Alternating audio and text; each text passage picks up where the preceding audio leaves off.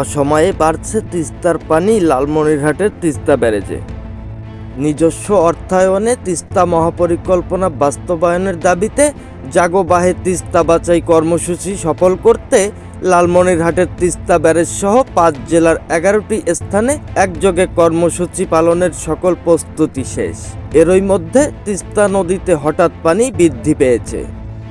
আজ শনিবার বিকেল ৩টার পর থেকে তিস্তা ব্যারেজ পয়েন্টে পানি প্রবাহ বাড়তে শুরু করে।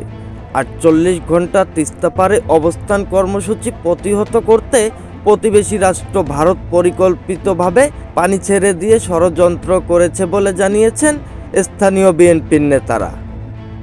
এদিকে হঠাৎ পানি ছাড়ল ভারত, দুশ্চিন্তায় তিস্তা পারের কৃষকরা। পানি উন্নয়ন বোর্ড কর্তৃপক্ষ ব্যারেজের ৬টি জলকপাট খুলে দিয়েছে। এতে জেগে ওঠা বালুচরের রসুন, পেঁয়াজ, মিষ্টি কুমড়া, বাদাম সহ অন্যান্য ফসল নষ্ট হওয়ার আশঙ্কায় রয়েছে তিস্তা পারের কৃষকেরা। রবিবার সকাল ৮টায় তিস্তা ব্যারেজ পয়েন্টে পানি প্রবাহ রেকর্ড করা হয়েছে ৫০.১৭ সেন্টিমিটার, যেখানে স্বাভাবিক ৫২.১৫ সেন্টিমিটার। ডালিয়া পানি উন্নয়ন বোর্ডের পানি পরিমাণ অপারেটর নুরুল ইসলাম গণমাধ্যম কর্মীদের এক প্রশ্নের জবাবে বলেন, ভারত থেকে পানি ছেড়ে দেওয়ায় তিস্তা ব্যারেজ পয়েন্টে পানি বাড়ছে। কী পরিমাণ পানি আসবে তা এখন পর্যন্ত বলা যাচ্ছে না।